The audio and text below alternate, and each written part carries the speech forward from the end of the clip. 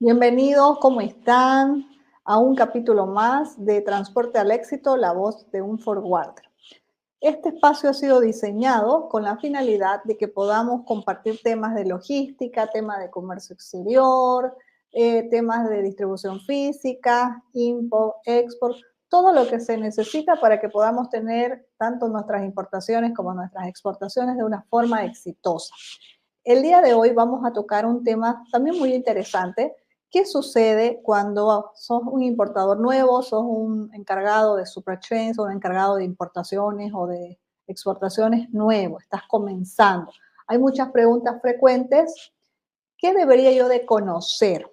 Primer punto, y que la verdad hay desconocimiento, tal vez no en un 100%, pero no se los conoce a profundidad, son los Incoterms. Viene a ser el primer punto. Los Incoterms son varios, pero vamos a mencionar los que más nosotros utilizamos, o los que generalmente el que está comprando es el término el que más utiliza para poder comprar. Tenemos el término export. El término export es cuando quien te está vendiendo te coloca la mercadería únicamente en sus bodegas. Y de ahí en adelante es responsabilidad de vos que estás comprando hacer toda la logística, o sea, traerlo hasta Bolivia, transporte, nacionalización, etcétera.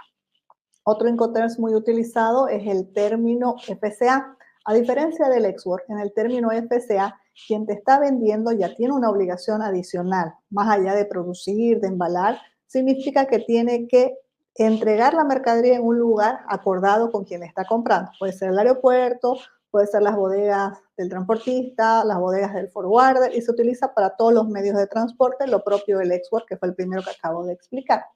Y luego viene el Incoterm FOB, que es muy, pero muy utilizado por nosotros los bolivianos, donde quien te está vendiendo, yo me estaba olvidando algo súper importante, es utilizado correcta y adecuadamente solo para transporte marítimo. Quien te está comprando, sí o sí, tiene que hacerse cargo desde el puerto de origen.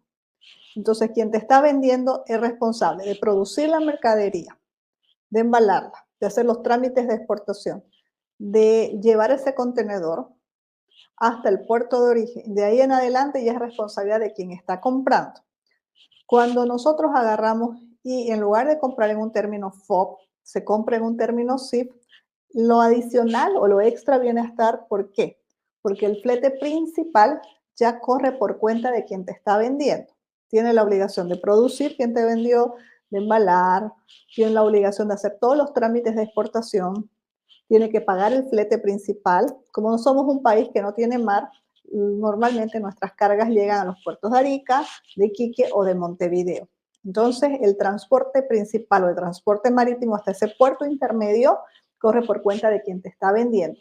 Adicional, hay un costo de seguro de mercadería, que es una cláusula A o todo riesgo, que está obligado quien te ha vendido a asumir ese costo adicional. Y por último vamos a mencionar el Incoterms DDP, que es cuando la mayoría de las personas que no tienen nada de experiencia agarran y compran en un término DDP todos los derechos pagados. ¿Qué significa? Que quien te vende hace todo. Produce, hace los trámites de exportación, asume todo o eroga todos los gastos, no solo de transporte, si gusta también te la asegura la mercadería y encima nacionaliza la mercadería.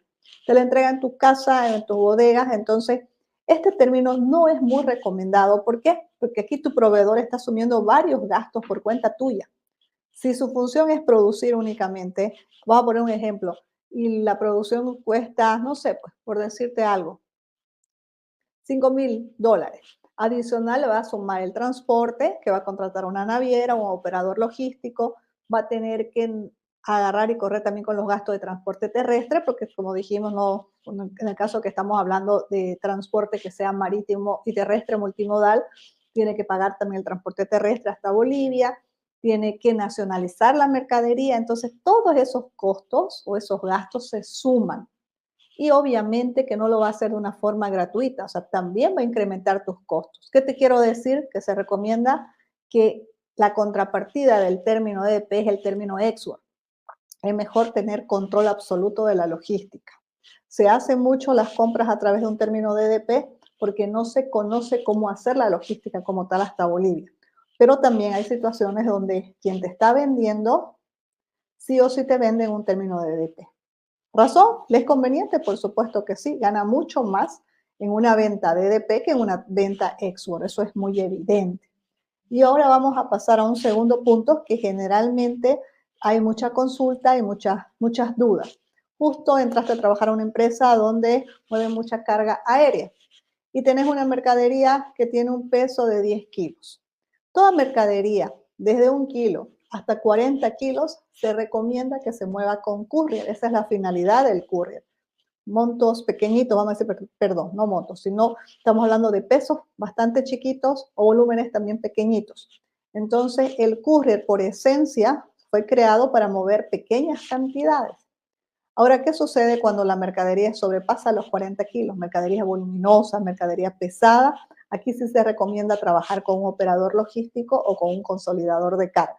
Muchas veces he visto que se solicita cotizaciones a operadores logísticos o consolidadores por mercaderías de 1 kilo, 2 kilos, 5 kilos, 10 kilos o 20 kilos. Obvio que el consolidador, el forwarder, va a tener una tarifa más alta que el courier, no te es conveniente. Vamos a dejar de lado lo que vendría a ser el segundo punto, que es transporte aéreo, y nos vamos a situar con lo que es el transporte marítimo. Y aquí la consulta que normalmente es tal vez la consulta más frecuente, que normalmente hacen a las personas que trabajan en operadores logísticos o líneas navieras o envíos y o coloders. Tengo una carga que tiene un volumen aproximado de 2 metros cúbicos. ¿Qué me conviene? ¿Cotizo como carga suelta o cotizo como contenedor? ¿O carga LSL o carga full? Primero que nada, la carga suelta se recomienda que se cotice como carga suelta aquellas mercaderías cuyo volumen no sobrepasa los 5 metros cúbicos. Entonces, es conveniente cotizarlo como carga suelta. Cuando sobrepasa los 5 metros cúbicos, ya vale la pena cotizar como carga full. Y en muchas ocasiones se hace ambas comparaciones, tanto para carga suelta como para carga full. Dadas las circunstancias que estamos atravesando actualmente, que hay unos incrementos de los fletes marítimos súper considerables, no únicamente de China, estamos hablando de todo Asia y también hay parte de Europa, o sea, los fletes marítimos están bastante elevados. En este momento se recomienda bastante mover cargas sueltas, si podés parcializar. ¿Por qué? Porque tu carga full te está saliendo un poco más costoso y también se está consiguiendo los espacios con mucha más dificultad. Pero independiente de eso, es muy importante tener claridad que toda mercadería que sobrepase los 5 metros cúbicos, por regla general, debería cotizarlo como carga full y no así como carga suelta. Y volviendo a lo que es el transporte marítimo, también una consulta muy frecuente es cuándo trabajo directamente con la línea naviera y cuándo trabajo con operador logístico, forwarder o consolidador de carga. Aquí es muy importante conocer los Incoterms. Si has comprado en un término export, no te conviene que trabajes con la línea naviera, porque por regla general la línea naviera no va a pasar a recoger la mercadería de las bodegas del proveedor, porque el término export indica eso, que el que está vendiendo lo produce y lo entrega en su bodega. No está obligado ni a subir a siquiera a un medio de transporte. Es cierto, a lo largo de los últimos años muchas líneas navieras tienen unidades de negocios como forwarder, hacen las veces de un forwarder, pero no es su fortaleza y no lo hacen en todas las rutas. Entonces, por la experiencia les digo de que en un término export siempre se debe de trabajar con un operador logístico, o sea, con un forwarder o con un agente de carga o un consolidador de carga. Ahora, cuando has comprado en un término FOB, aquí la figura cambia. Primer punto, si has comprado un término FOB, por conocimiento ya sabes que quien te ha vendido te va a entregar la mercadería en el puerto de origen, ¿no es cierto? Va a correr con los gastos o los trámites para la exportación. Por ende, la responsabilidad de con quién vas a trabajar es tuya como encargado de importaciones o encargado de supply chain, es tu responsabilidad. La decisión va a pasar por, ok, si el volumen que yo tengo es fuerte, es considerable, estoy moviendo, no sé, al mes más de 6, 7, 8, 10 contenedores al mes, ya soy un cliente atractivo para la línea naviera. La tarifa que me va a pasar, obviamente también va a ser más atractiva que cuando yo muevo uno o dos contenedores.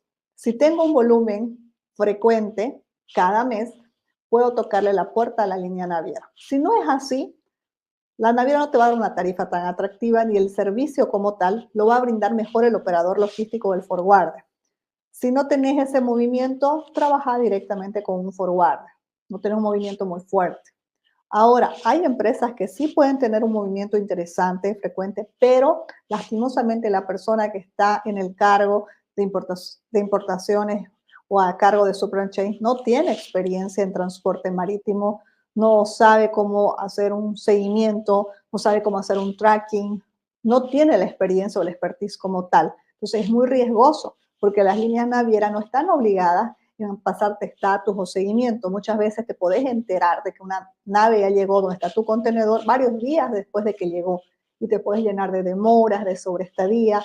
Hay varios costos o cargos que hay que cancelar a la línea naviera cuando llega al puerto de, vamos a decir, al puerto intermedio, ¿no? Es Arica, Iquique, Montevideo. Entonces es peligroso si no tenés esa experiencia. Por eso ahí sí se recomendaría trabajar con operador logístico. Pero si sí lo tenés, y tenés un movimiento interesante, trabaja con la línea naviera. Bueno, vamos al punto tal vez, vamos a decir, uno de los más sensibles, que viene a ser ya el despacho aduanero. Ya transportaste independiente si fue aéreo, si fue marítimo, y llegó tu mercadería. Tenés la alternativa de trabajar con agencia despachante de aduana directamente o con una persona que viene a ser las veces de un tramitador. No forma parte directa de una agencia despachante de aduana. Es riesgoso. Yo recomiendo siempre trabajar con una agencia despachante de aduana y mejor si es una agencia despachante OEA. ¿Ya? Son empresas más serias, son empresas que pueden nacionalizarte en todo el territorio aduanero boliviano sin ningún problema.